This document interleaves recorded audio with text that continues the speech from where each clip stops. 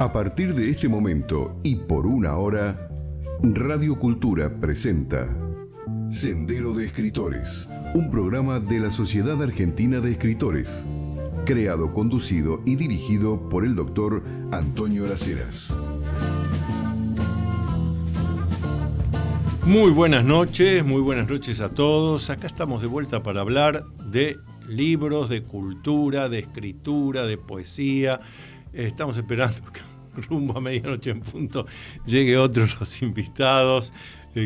Pero ya tenemos aquí con nosotros, y tenemos aquí también el libro que recientemente ha publicado, socio activo de la Sociedad Argentina de Escritores, escritor, abogado, profesor universitario, Matías Coriciano, que nos ha traído El experimento fallido.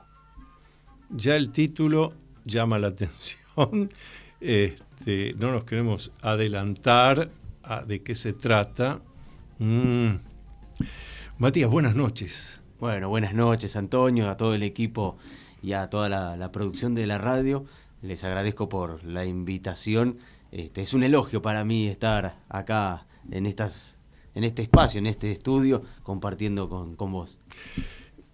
Hace tiempo que venimos coordinando para que pudieras venir. Vos también viajás mucho, así que tenés mucha actividad. Una alegría, porque además este programa de la Sociedad Argentina de Escritores lo que busca precisamente, vos sabés que estamos saliendo por radio, por televisión, tenemos audiencia a la cual mucho agradecemos los mensajes que nos mandan de Miami, de Nueva York, de Madrid, de Lima y de todo el país.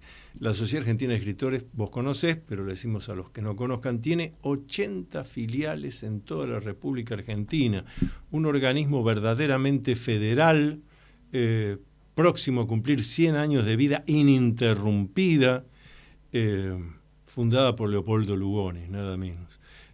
Aquí en la Sociedad Argentina de Escritores fueron socios Jorge Luis Borges, Victorio Campo, Ernesto Sábato, que se peleaba como a él le gustaba, pero bueno, ahora nos toca a nosotros. Por eso es muy importante para mí en este programa traer a los escritores. Y si son escritores de grupo etario joven, como vos, mucho mejor. Contanos qué es El experimento fallido. ¿Qué es? Bueno, El experimento fallido es una novela de ciencia ficción con un título, como vos lo describías, interesante y que puede ser que a la vista atraiga porque vos ves la tapa y la tapa tiene todos unos colores, parece que hubiese lava, parece que hubiese un volcán. La tapa es una foto de larga exposición, mal lograda por mí, a un taxi que estaba circulando. Por eso todas esas luces, es la luz del taxi en movimiento, ahí en el barrio de Palermo. Y bueno, obviamente que tiene un filtro, entonces parece algo psicodélico, parece una lluvia de rayos, algo medio cósmico. Sí, es cierto, ahí lo muestro. Entonces va en conjunto el experimento fallido con esta foto fallida, ¿no? Por supuesto. Claro, pero yo bueno, ya lo he leído el libro, me lo regalaste hace un tiempo, me gustó mucho, pero no voy a hablar del libro, eso vas a hablar vos. Pero sí, la tapa, yo sin conocer esto, pero la tapa, dije, esto es el sol que está, hay alguna tormenta solar, algo por el estilo, y el experimento fallido debe tener que ver con que los humanos queremos hacer algún experimento con nuestra estrella, con el sol, y esto terminó mal. Bueno, eso fue todo lo que me sugirió esta tapa. Bueno, ahora yo voy a ir enlazando, por supuesto, el contenido del libro y después vas a ver cómo condice con la tapa, con lo que vos creíste, por ahí con lo que otra persona puede creer. Claro. El libro es una novela de ciencia ficción, vuelvo a repetir, que se desarrolla en un plano posapocalíptico tras la caída de la saturación de los satélites por la información que nosotros les estamos dando. Se divide en diferentes capítulos, donde uno de esos capítulos pareciera estar no incluido, sino como que es una abstracción completa del libro para el replanteo de un personaje y un planteamiento social, por si así se quiere decir, que puede ser inspiración para otro libro en una segunda etapa. Por ahora no está previsto. Ajá. Caen estos satélites, entonces tenemos que aprender a sobrevivir. Y como dice la parte de atrás, escrita por el editor, por Luis García, cae sobre nosotros el apagón de una sociedad que no ha sabido más que aprender y apagar dispositivos electrónicos. ¿Nos estamos enfrentando a eso? ¿No nos estamos enfrentando a eso? ¿Qué sucede si mañana hay un apagón, como sucedió hace poco con los sistemas de Windows que afectaron los bancos? Te iba a decir eso, esto ocurrió hace un par de días. Acá en Argentina casi no afectó, pero en Europa, en Estados Unidos como 3.000 vuelos no salieron, una cosa desastrosa. Bueno, vivimos en un mundo globalizado. ¿Podemos parar o no podemos parar? El mundo globalizado y sumergido en este capitalismo nos lleva a todo el tiempo estar conectados, a estar trabajando. Le vamos a acá llega rumbo a medianoche en punto con fuerza, ¿no? Para acá, Carlos. Ahí llega Carlos Campana, bienvenido, buenas noches. Bienvenidos. Ponte cómodo y acércate acá y escucha, porque te quiero sumar a esto que estamos hablando de la novela de Matías Coriziano. Contanos. Bueno, continúo. Entonces, ¿qué sucede con esto de esta sociedad que ha aprendido a apagar y prender dispositivos electrónicos? Estamos capacitados para tener que hacer un informe y hacerlo a mano, hacerlo en un libro contable que no sea digital, hacerlo en una planilla a mano, hacerlo a máquina de escribir. Uh-huh. Porque este apagón, como sucedió en estos días, nos llevó unas horas. Y si nos lleva días, meses... Vos sabés que yo hace mucho que vengo pensando esto. Yo sigo siendo de los que lleva un diario personal, lo escribo en cuadernos y uso las viejas lapiceras que hay que cargar la tinta. Tengo guardada la máquina Remington, claro, habría que conseguirle la cinta de tinta, pero la Remington con la que escribí mi primer libro hace de esto bastante más de medio siglo, y pienso eso, digo, ¿cómo dependemos nosotros cada vez más de cosas? Dependemos cada vez más de cosas que no dependen de uno. Recuerdo en el Club del Progreso una conferencia de el economista Kachanovsky, que en un momento dado, pero les estoy hablando de hace 10 años atrás, y en un momento dado él dijo, yo pienso, ¿y si una mañana me levanto, entro al home banking por internet y veo que dice todo 0000, ¿qué hago? Porque uno da por sentado de que todo va a andar bien, va a salir bien. Estamos hablando a raíz de esto que pasó, que tiene que ver con la novela El experimento fallido. Esto que pasó hace un par de días, acá en Argentina se notó menos, pero se cayó. Sí, en Estados Unidos fue terrible. ¿Y qué hacemos frente a una cosa así? Es decir, nosotros estamos dando, ahora vamos a ver qué dice tu experimento fallido, pero digo, nosotros vivimos dando por supuesto de que hay cosas que funcionan y van a funcionar siempre. Tengo guardado cantidad de originales, a usted le tiene que pasar lo mismo en mi computadora. Y si pasa algo, entra no sé qué bicho, qué virus, qué me borra todo lo que escribí. Y no tengo un backup. Bueno, ahí está el trasfondo del experimento fallido, que como toda novela de ciencia ficción siempre plantea un escenario ficticio con realidades sociales. Esta cuestión de que los objetos cada vez hay que reemplazarlos constantemente. Antes una heladera por ahí nos duraba 50, 60, 70 años, hoy nos dura 10. Ahí interrumpo de vuelta, porque me gusta contarlo. Me quedó grabado una publicidad. Yo tendría 10 años, así que voy a hablar de 62 años atrás. mi madre, que a media tarde escuchaba el radioteatro del aire, y una de los anunciantes era Heladeras Turena. Pero me acuerdo perfectamente cómo era la publicidad. El locutor decía: heladeras Turena duran la vida entera. Si todo era para la eternidad. ¿Y ahora cómo es, Matías? Todo es fluctuante, todo es volátil, es una moda, o como sucede con los equipos electrónicos. Te venden una capacidad y al otro año te venden un poco más de capacidad y al otro año un poco más de capacidad, entonces tenés que ir haciendo cambios.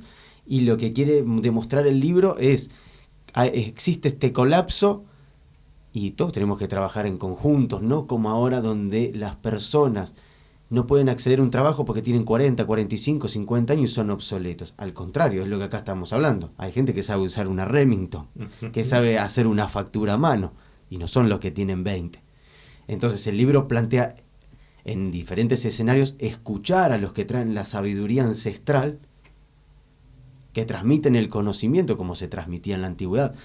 En la sociedad moderna existen personas que no tienen el privilegio de terminar los años en comunidad en su familia y son desplazados a hospitales, son desplazados a instituciones, a un instituto geriátrico, y por ahí tienen las condiciones cognitivas para poder transmitir conocimiento, pero son considerados molestias.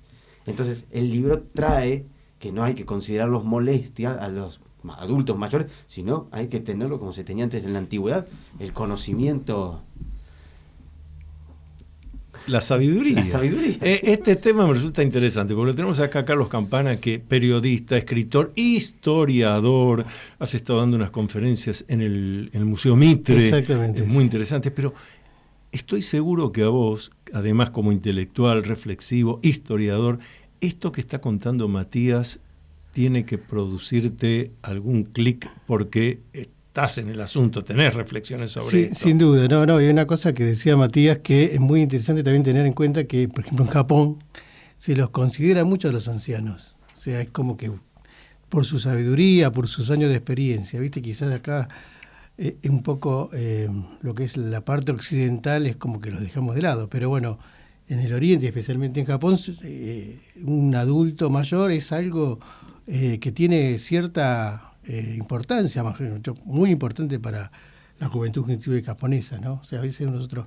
Y vos con relación a esto también, bueno, la historia nos ayuda un poco a comprender el presente, ¿no? Uh-huh. Y en este caso, más particular, en un poco el libro que Matías ha escrito, también creo que hace una reflexión muy grande sobre el tema de la tecnología y demás. Hasta qué punto nosotros podemos llevar, bueno, un poco lo que estábamos hablando recién, ¿no? El tema de este fallo del día viernes que causó toda una situación muy compleja a nivel mundial, ¿no? Especialmente en los aeropuertos. Sí. Y con el tema también de la seguridad. Bueno, acá por suerte no tuvo mayores, pero también se suspendieron algunos vuelos, bueno, pero se tuvo que hacer manual. Es una señal de alarma, es para reflexionar. Exactamente. Y si esto ocurre y dura 24 horas, ¿qué hacemos? Pero vos fijate algo interesante, que el hecho de no tener una electricidad prácticamente colapsa todo, ¿no? O sea, vinculado inclusive con las redes. O sea, las redes ya todo queda... me ha pasado la otra vez, justamente hubo un corte de luz y estábamos todos incomunicados. Uno cuando trabaja en un medio, especialmente en el diario, cuando se corta la luz es todo un plan, más allá que tengas un generador, pero... ¿Estás trabajando en los Andes de Mendoza? Estoy trabajando en no los Andes, sino en el otro diario que se llama Ciudadano. Ah, contanos. Bueno, Ciudadano es un diario quizás de menor digamos importancia que los Andes. Yo estuve trabajando muchos años en los Andes. Por eso te preguntaba. 20 años prácticamente. Bueno, el año pasado resolví pasar a este diario Ciudadano. Bueno, un diario online que la verdad que tiene tiene streaming, tiene también otras capacidades dentro de lo que es las redes sociales. Uh-huh. Y desde hace un tiempo vengo escribiendo prácticamente todo lo que es la historia muy poco conocida a distintos niveles, a nivel nacional, a veces internacional e inclusive hasta local. Profundicé mucho sobre la historia de lo que fue en su momento. Mendoza es una de las provincias que por excelencia desarrolló ahí un poco el cruce de los Andes, la llegada de San Martín allá por 1814. Bueno, y esto es parte de lo que justamente estamos trabajando. Acá estoy mostrando un artículo tuyo. Sí, en el día Ciudadano. de hoy. Ajá. El valor de los húsares infernales, olvidados defensores de Buenos Aires, por Carlos Campana. Claro. Esto está en ciudadano.news. El news, exactamente.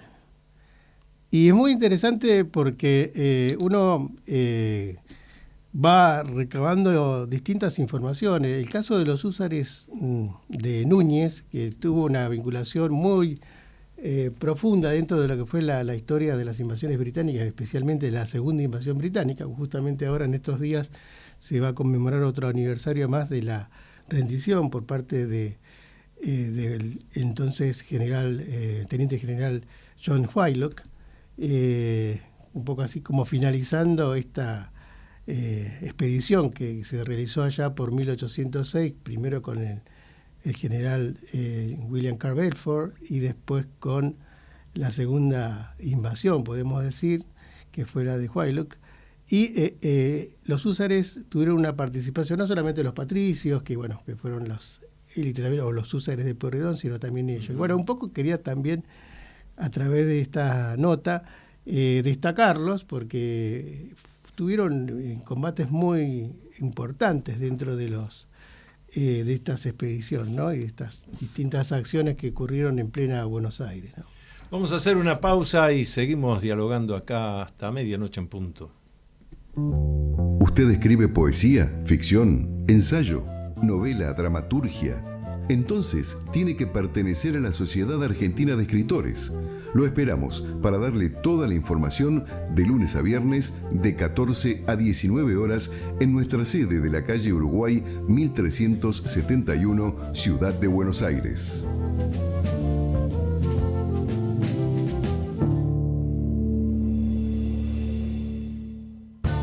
Usted está escuchando Sendero de Escritores, el programa de la Sociedad Argentina de Escritores, conducido por el doctor Antonio Las Heras. Con Matías Coriciano, autor de esta obra de ciencia ficción que ahora vamos a seguir conversando, El experimento fallido, con Carlos Campana, que me acaba de entregar acá Alejandra Gibert, y tiene prólogo de Carlos Campana, La Mendocina Diario. La Mendocina Diario. Vamos a hablar después de eso también. ¿Qué? ¿Terminaste de escribir tu novela? ¿La publicaste, Matías? Bueno, ¿tiene lectores? ¿Cuánto sé que salió? Y salió en noviembre, pero recién la presentación oficial fue en la Feria del Libro, así que fue en abril. Unos pocos meses. ¿Qué repercusión te genera a vos ahora el haber escrito esto? ¿Qué ideas te lleva? ¿Qué estímulos? O no estímulos, lo que fuere. A mí me da una satisfacción muy personal porque al mezclar, al haber leído mucha ciencia ficción desde chico y mezclarlo con mi trabajo, yo soy abogado especializado en Derecho Informático, claro. Entonces lo llevo por ese lado, no desde el lado de lo que yo puedo resolver como abogado, sino desde ya el punto que está todo colapsado, que no puedo hacer nada. Entonces me provoca una sensación de que estoy cubriendo todos los frentes, el que me puedo hacer responsable, y por este lado saco todos los de adentro mío que no me puedo hacer responsable. Claro. Y se lo dejo a la sociedad. Y se lo pongo como punto de vista. Ahora el problema es suyo si es más grande. Por eso hay planteamientos de empresas que están por detrás queriendo hacer experimentos, organizaciones mundiales, pone en jaque lo que muchos se plantean sobre si está bien que determinado organismo mundial esté dirigido por tal y tal persona, que bueno, son estas conspiraciones que existen en las sociedades, si la Tierra es plana, la Tierra es hueca, si hay un organismo mundial de una élite que está queriendo... secreta, los grandes titiriteros. Bueno, pone a relieve todo eso y que fue la pérdida de cultura que se dio a través del paso del tiempo, y si esas culturas no tenían un mejor confort de vida y una mejor tecnología disponible que era amigable con el medio ambiente, la verdadera tecnología amigable con el medio ambiente. Ese tema, en el pasado estábamos mejor, el historiador quiero que me lo desarrolle, Carlos Campana. Mirá, yo creo que siempre soy muy concreto en lo que voy a decir en este aspecto. El tiempo, la tecnología fue avanzando a través del tiempo y bueno, por supuesto, antes tenías una situación muy distinta en la vida diaria que la que tenemos ahora. Hace 200 años nomás, por ejemplo, aquí en Buenos Aires se trabajaba 4 o 5 horas nada más hábiles. O sea, hay datos muy concretos sobre eso. Esos son datos interesantes porque no están difundidos. Exacto.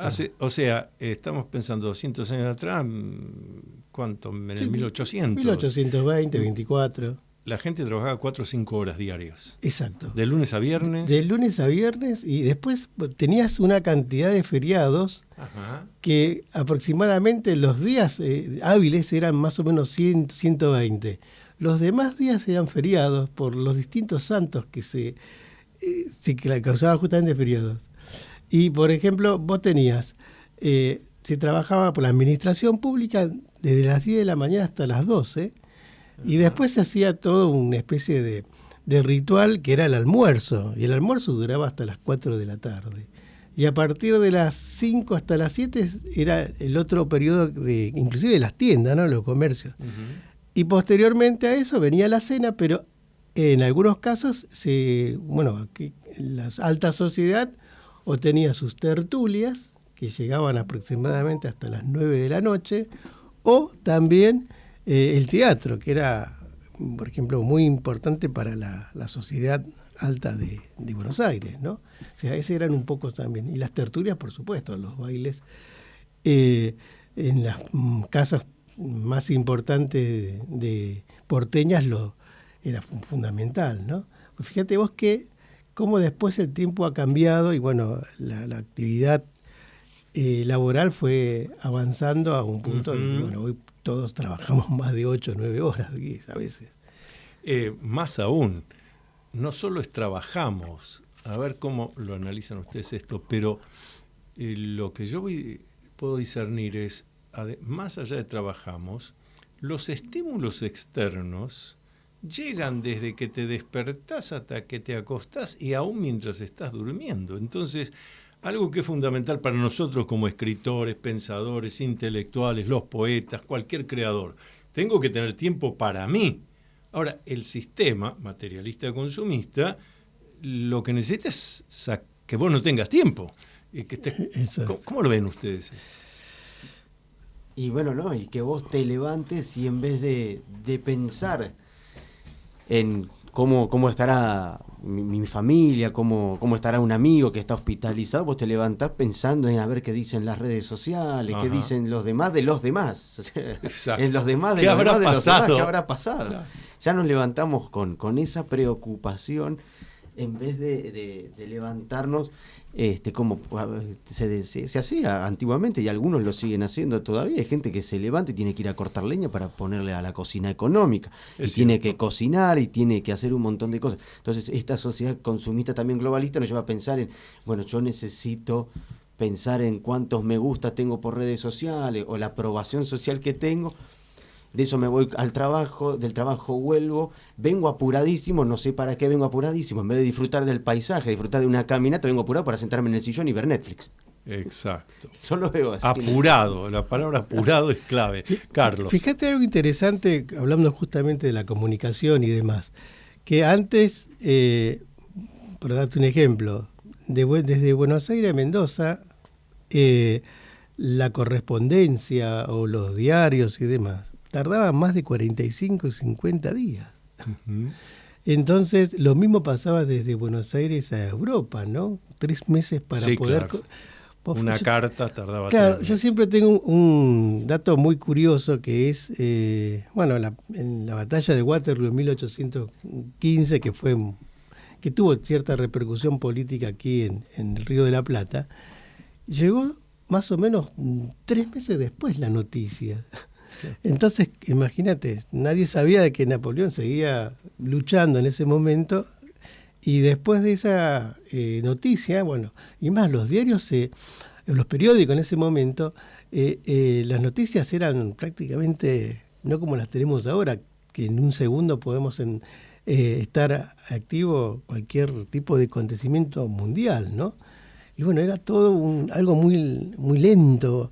La gente, como bien decís, vivía no tanto pensando en las noticias, sino en lo diario, en lo cotidiano, ¿no? Bueno, yo tengo memoria de el diario La Razón, que salía la quinta, más o menos 4:30, 5 de la tarde, exacto. porque traía las noticias de lo que había pasado desde la mañana hasta esa hora. Y después salía la sexta, Exactamente. que era más o menos 6:30, 7 de la tarde, porque había habido noticias desde que había cerrado el diario, más o menos 3 de la tarde, para salir a las 5. No tenías otro, salvo la radio, alguna cosa.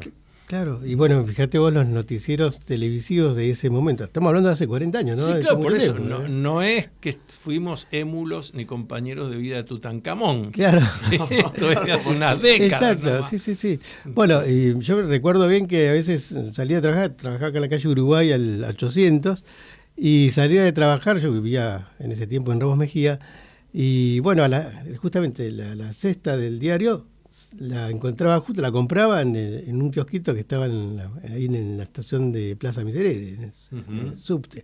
Así que imagínate vos, y estamos hablando de hace 30 y pico de años, cómo fue tan rápido la tecnología avanzando hasta que hoy por hoy nosotros... Más, el diario en papel prácticamente en algunos medios más importantes, pero la mayoría ha tomado como iniciativa el online, ¿no? Prácticamente, por ejemplo, en Mendoza...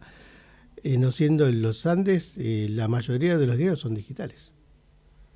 Claro, porque ¿cómo hacer para dar información impresa que lleva un tiempo? Exacto. Cuando vos agarrás el celular y estás viendo todo en tiempo real. Claro, es que yo veo que esos son los beneficios, por eso en el libro lo trato un poco de los beneficios. De los beneficios de la tecnología y del mal uso de la tecnología, y por ahí un poco de lo que hablábamos antes fuera del aire, esto de que las personas tocan un tema y ya se disparan para otro y vuelcan todos sus temas personales en una conversación irracional que nadie lo encaminó por ese lado, y demuestra también un poco este conocimiento, este saber, esta progresión en la adquisición de saberes que nos lleva toda una vida y de los tiempos. El libro refleja cómo una persona por ahí antes se iba de Europa, salía de España y nunca más volvía a ver a sus hijos, a su familia, y se venía a un pueblo a construir una patria y a buscar mejores condiciones de vida. Y hoy hay gente que se frustra porque un partido de fútbol perdió, entonces vos decís, o porque el delivery le llega tarde y se enoja con el delivery.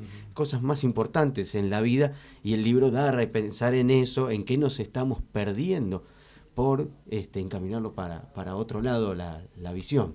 Ustedes ven una banalización de la cultura. Sí. Inclusive más, aparte de la banalización, yo veo que hay, en algunos sectores, inclusive hasta funcionarios, que no tienen idea de lo que es la cultura, y están ahí por un motivo de amiguismo y demás. O sea, yo lo noto mucho en Mendoza, ¿no? El hecho de que Mendoza es una provincia muy culta, que tiene ciertas personas que son muy exigentes cuando vos vas a presentar algún libro o dar alguna disertación. Pero yo veo, que hay una degradación y una banalización, justamente como decís, muy, muy, muy profunda, ¿no? Zygmunt Bauman habla ya hace más de 10 años, de la sociedad líquida. Dice que todo se va como el agua entre las manos. Y para mí hay un ejemplo en eso. Si nosotros hablamos de 1970... Bueno, ¿quién era el filósofo? Es Sartre, Simone de Beauvoir. ¿Quién era el artista plástico? Ponerle Dalí. Había Borges acá, Sábato. Si hoy uno tiene que decir en Occidente, ¿quién es el filósofo? ¿Quién es el escritor? ¿Quién es el poeta? ¿Quién es el artista plástico? No hay nombres. Exacto. Es verdad. No sé si compartimos totalmente ese pensamiento, ¿no? No hay alguien que sea un referente, Claro. que decía, mira. Es más que llamativo esto. Sí. Justamente la otra vez veía en una red social de profesionales alguien que había publicado y que decía que hoy tenemos como ídolos o como referentes personas que hacen influencias sobre otras sin ningún contenido cultural y social, ¿no? No es que van y hacen una buena acción y bueno, donaron y levantaron 3 metros de pared o le leyeron un libro a una persona y esa persona puede comprender algo distinto de la realidad, sino que son todas cosas superfluas, todas cosas de reírse del otro, reírse de sí mismo sin un contenido que le pueda al otro dar herramientas para por lo menos decir, bueno, me interesó tal cosa, voy y investigo y si me gusta lo acepto y si no, no. Hacemos una nueva pausa, estamos acá reflexionando, pensando entre escritores, rumbo a medianoche en punto. Atrévete a vivir en plenitud, el nuevo libro del doctor Antonio Las Heras. Puede adquirirse por Mercado Libre con envío a domicilio o en locales de librerías Cúspide. Usted está escuchando Sendero de Escritores, el programa de la Sociedad Argentina de Escritores, conducido por el doctor Antonio Las Heras. Decirlo sin problema, porque... Exacto, acá la estamos. Sí, nos genera mucho diálogo. Estábamos en la pausa hablando de esto. Estabas diciendo, Carlos, este es el momento. Sí, porque digo, debe haber gente que nos escucha y debe estar diciendo, pero yo también pensé esto. O, a la inversa, no se me había ocurrido. Pero tenemos que decirlo porque no se dice. Bueno, vos hablabas hace un rato, Carlos Campana, del tema de funcionarios, demás, sobre áreas de cultura. Lo mismo pasa con programas. Ojalá hubiera muchos programas radiales y televisivos como este, que se convoque a escritores, intelectuales. No hay. Exacto. Y con un agravante, algunos programas televisivos que hay, te invitan y te dicen, te hacen la pregunta, vos empezás a contestar, te cortaron y viene otro que no terminaste de exponer, y el otro dice, no, yo no estoy de acuerdo, que casualmente, digo casualmente de manera irónica, hoy está hablando del libro, nos va a decir que no, que el libro tal cosa, pero que casualmente, de vuelta de manera irónica, es el mismo que ayer estaba hablando sobre el partido de fútbol, antes de ayer de economía, la gran pandemia que tampoco se denuncia, la de la opinología. Hay una pandemia de opinología en todo Occidente, porque fíjate los programas de televisión, de radio en España, en Francia, en Inglaterra, en Estados Unidos, también está lleno de opinólogos. ¿Qué dicen ustedes de esto? Vos sabés que, bueno, uno que es periodista lo conoce bien, y aquí, especialmente en Argentina, se da mucho más la opinión dentro del periodismo que la noticia objetiva. Claro. Bueno, yo justamente en mis páginas de historia trato siempre de ser reflexivo con los temas y contarte solamente el hecho. Después vos sacás las conclusiones. Uh-huh. Pero, porque si nosotros caemos en una tendencia, estamos dejando de lado la verdadera objetividad que tiene que tener el periodismo. Claro. Y vos lo ves en todos los medios, en los televisivos, en la prensa gráfica, en la radio también. Y creo que esto es lo que nosotros tenemos que aportar, algo más desde el periodismo, de más objetivamente, ¿no? Después que el lector, el oyente o el televidente tenga la opción de sacar sus propias conclusiones. Creo que eso es lo que nos está faltando actualmente, ¿no? Uno lo ve no solamente en todos los ámbitos, ¿no? Podemos decir, bueno, en lo político, en lo económico y demás. Es como que todo opinamos.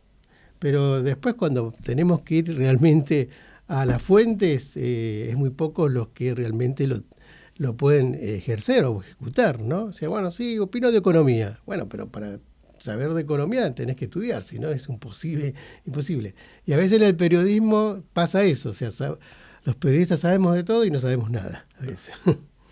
Claro, ¿no? Y van van mezclando también el concepto, lo que vos decís, a un economista que viene y te dice, bueno, yo hice un posgrado en economía y no le podés discutir de igual a igual porque el tipo lo está viendo desde otro lado. Lo mismo que vos le digas al albañil, bueno, poné el ladrillo acá porque yo cuando era chico jugaba con los ladrillitos y al mecano, no es así. Vos tenés que confiar en la otra persona y después tener el criterio objetivo de decirlo, esto es así, así, así. Claro, no, yo creo que también pasa por ahí, ¿no? O sea, nosotros hoy por hoy estamos en... Bueno, entonces, inclusive las redes sociales, ¿no? Vos bien lo contabas anteriormente, el hecho de que alguien sale con una noticia y empiezan todos a opinar y después empiezan las distintas peleas, no, pero que esto, que lo otro, bueno...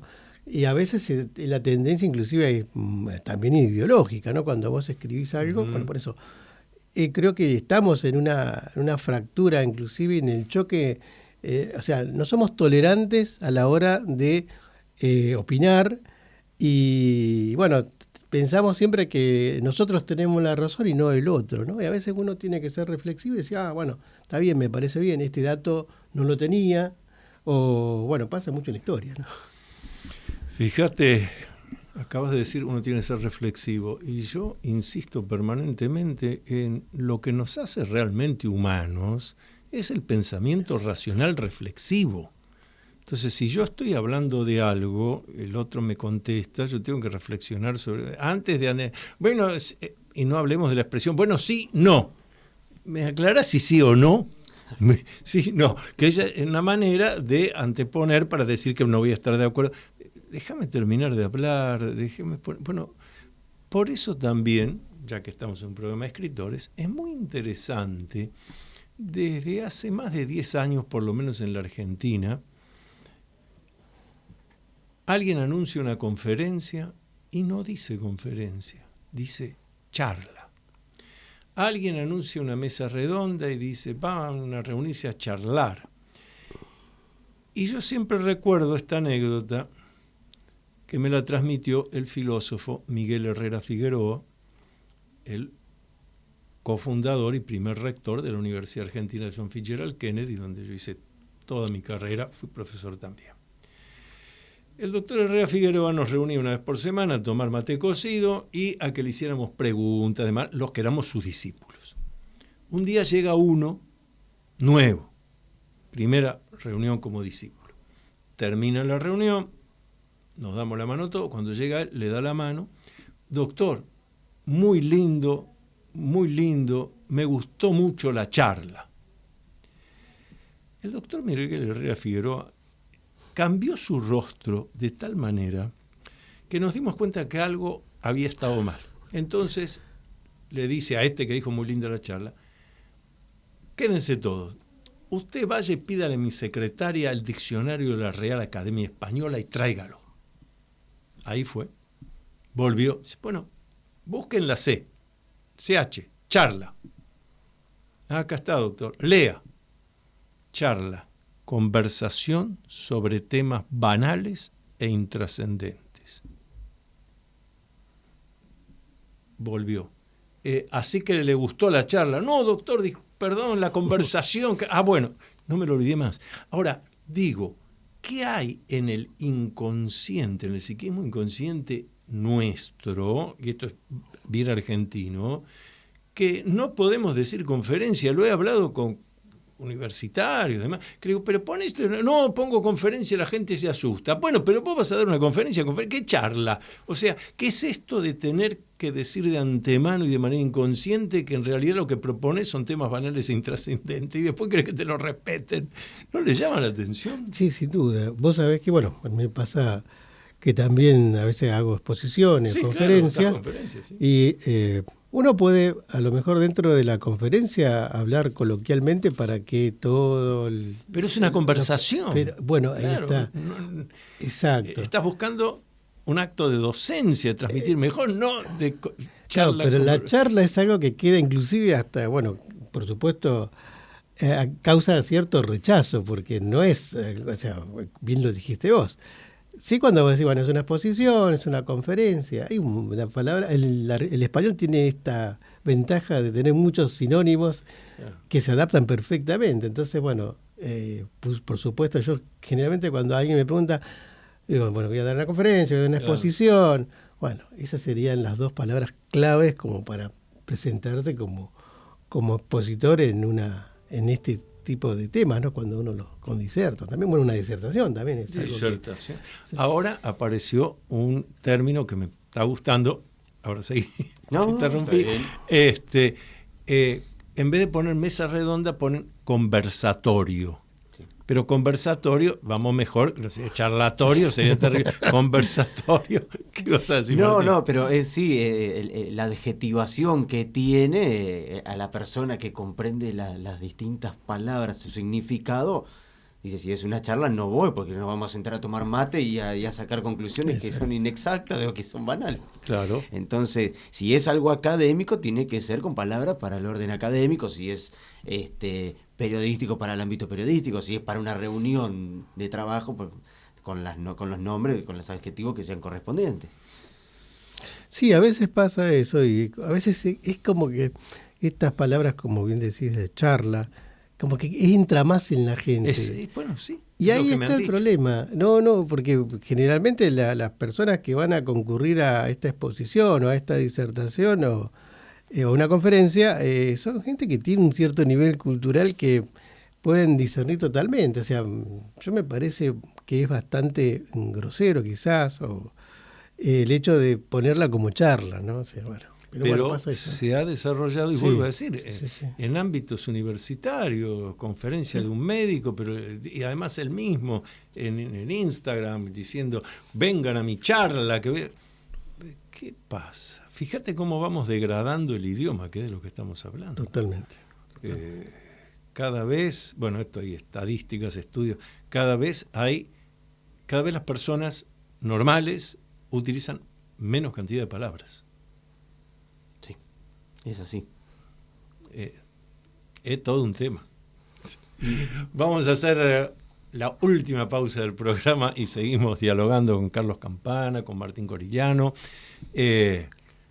Grande ahí nuestro técnico, lo tenemos más que activo. Los miembros de la Sociedad Argentina de Escritores tienen libre acceso a la Feria Internacional del Libro de Buenos Aires, tener a la venta sus libros en el stand de nuestra entidad y espacio para dialogar con los lectores. Otro de los tantos beneficios de ser miembro de la Sociedad Argentina de Escritores. Usted está escuchando Sendero de Escritores, el programa de la Sociedad Argentina de Escritores, conducido por el doctor Antonio Las Heras.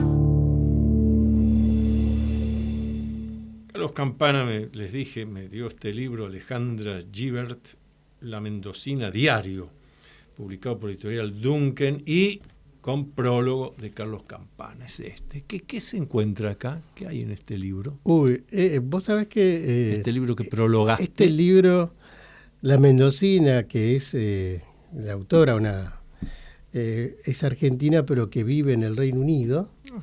Ya hace muchísimos años, una gran escritora muy conocida justamente en Gran Bretaña, y en un momento dado se conectó conmigo para comentarme un poco de esta novela que empezó a escribir sobre los últimos 2 años del general José de San Martín, pero vinculada con el diario íntimo de Mercedes Tomasa. Y por supuesto, ella realizó una investigación histórica muy profunda, estuvo en Boulogne-sur-Mer. También ¿Este libro es un ensayo? Sí, es una novela histórica, muy interesante. Alejandra tiene varios libros, una generalmente en inglés, y esta se animó a hacer algo en español, que vos fijate que el año pasado lo presentamos en la casa donde nació Mercedes Tomasa de San Martín, en Mendoza, en la calle Corriente 343, y justamente el mismo día de su nacimiento, el 24 de agosto.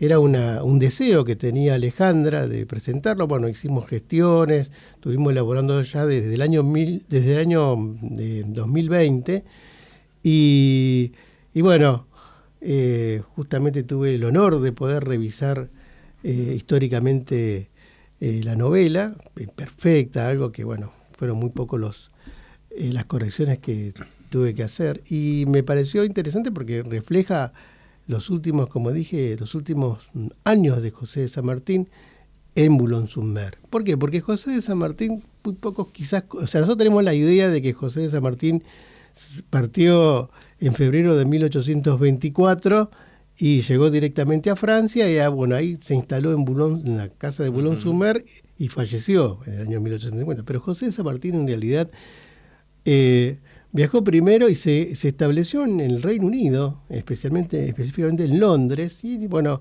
estuvo más de un año. Y después pasó a Bélgica, y ahí en Bélgica estuvo desde el año 1825 a 1830. O sea, estuvo 5 años en Bélgica. Estuvo 5 años en Bélgica, exactamente. Eso en general no se conoce. Claro, y bueno, él viajó muchísimo, inclusive estuvo en Italia, bueno, estuvo en un montón de lugares europeos. Inglés y francés hablaba y leía totalmente, perfectamente. Y el inglés muy bien lo hablaba. Tenía no solamente como genio militar, sino también tenía una cultura extraordinaria, ¿no? Muy adicto a lo que eran las culturas greco-latinas, especialmente en Roma, Grecia. Y él llega a Gran Bretaña, ahora justamente se cumplen 200 años de la llegada. Y a él, fíjate vos que en Escocia le otorgan la ciudad, lo nombran como ciudadano ilustre de la localidad de Banff, a través de su amigo Lord Fife, conde de Fife, Jane Dove se llamaba en realidad. Y bueno, su amigo lo presenta ante las autoridades, bueno, y ahí gestiona para nombrarlo ciudadano ilustre. Fíjate vos que el pergamino de esa nominación está en el Museo Mitre. Claro, acá en la Ciudad de Buenos Aires, sobre la calle San Martín. Exactamente, el 300.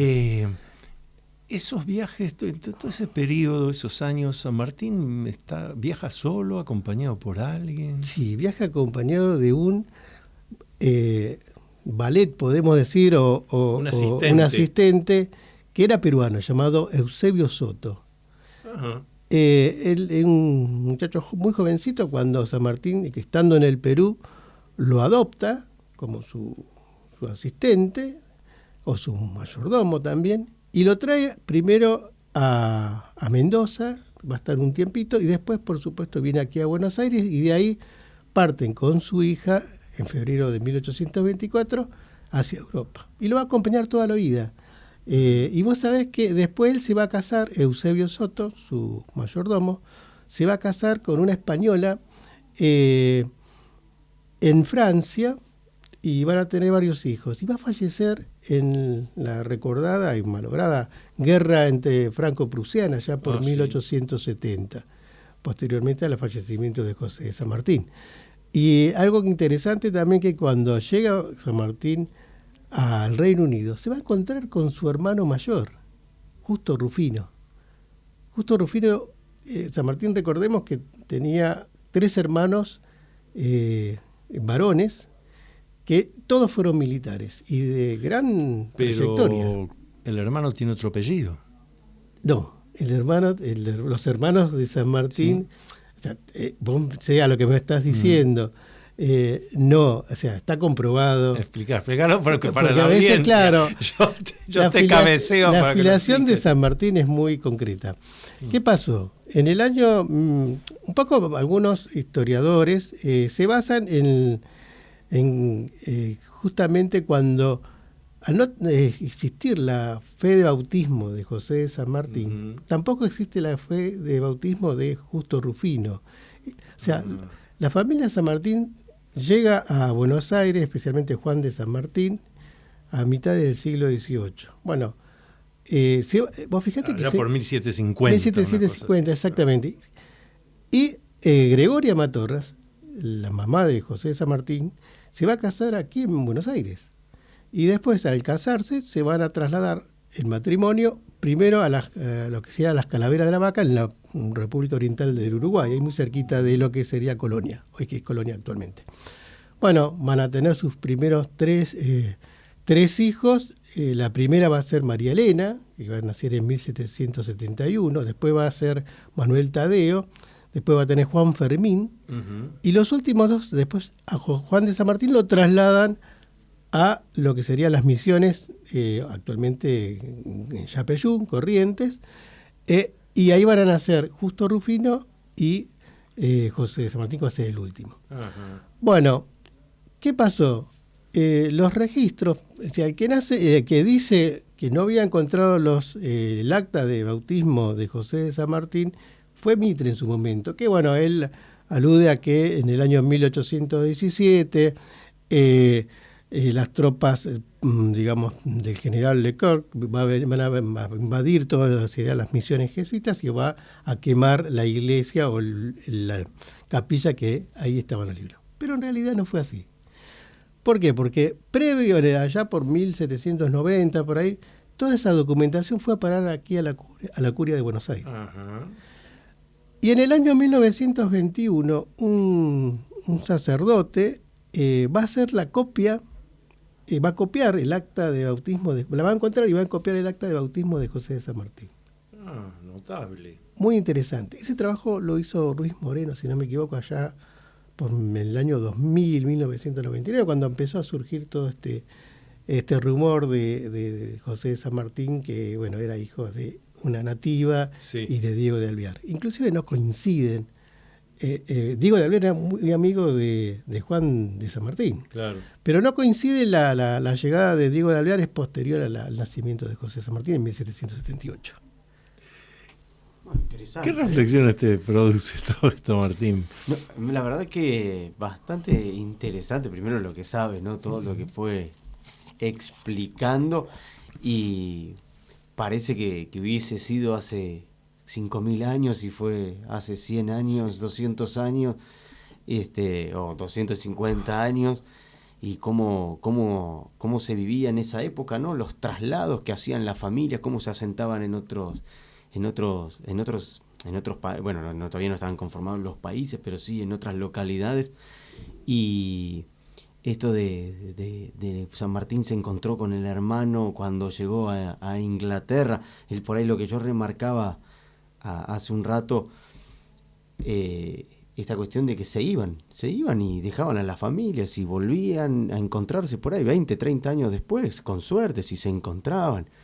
Había que estar preparado para eso. Yo creo que era otra mentalidad y bueno, una preparación mental para poder soportar eso, que quizás era cultural y se podía hacer, pero bueno, era un ser humano el que se iba, no es que se vendían 2 cabezas de ganado y se despachaban. Sí, además, ¿a qué edades ocurría eso? Porque yo que he hecho algún estudio dentro de los que venían de España, Argentina, principios del siglo XX hablo. Bueno, Carlos debe conocer muy bien esto también. Llegaban a la Argentina con 14 años, 13 años, 12 años de edad. Exacto, sí, vos sabés que... Y venían a instalarse y a quedarse y no sabían más si volvían a la madre patria. Claro, sí, bueno, mi familia, que por parte paterna somos inmigrantes italianos, bueno, muchos de mis parientes vinieron prácticamente a los 16, 17 años, ¿no? Claro, sí, ya por ahí con familia. Y no tuvieron más contacto. Fíjate vos que mi familia no tuvo más contacto con el pueblo nativo de mi abuelo y demás. O sea, pasaron muchos años cuando después uno visitó y pudo entrar. Y más, en el pueblo donde nació mi abuelo, que es Mandatoriquio, ahí en Cosenza, en Calabria, Ajá. no tengo ninguna ascendencia, ningún pariente. Así que fuimos a buscar, pero quedamos... No se encontraron. Yo llegué, por supuesto, a otro pueblo que sí, llegué hasta 1600, el árbol familiar, que es un pueblo que se llama Longobuco, pero que está a una distancia de 30, 40 kilómetros. Y ahí sí pude encontrar algunos, pero bueno, ya prácticamente... Totalmente. Y aparte no es que se iban, bueno, nos vamos mañana a Miami, vamos a La Plata, Pero se venía escapando claro. de guerra, miseria, Exacto. hambre. Sí. Hemos llegado prácticamente a medianoche en punto, así que le agradecemos tanto a Carlos Campana, Martín Coriciano. Sigan escribiendo, sigan produciendo, yo prometo hacer lo mismo. Y con nuestra audiencia nos reunimos martes que viene, 23 horas, aquí por Radio Cultura. Luminoso abrazo para todos. Hasta aquí usted escuchó Sendero de Escritores, programa de la Sociedad Argentina de Escritores. Creado, conducido y dirigido por el doctor Antonio Las Heras.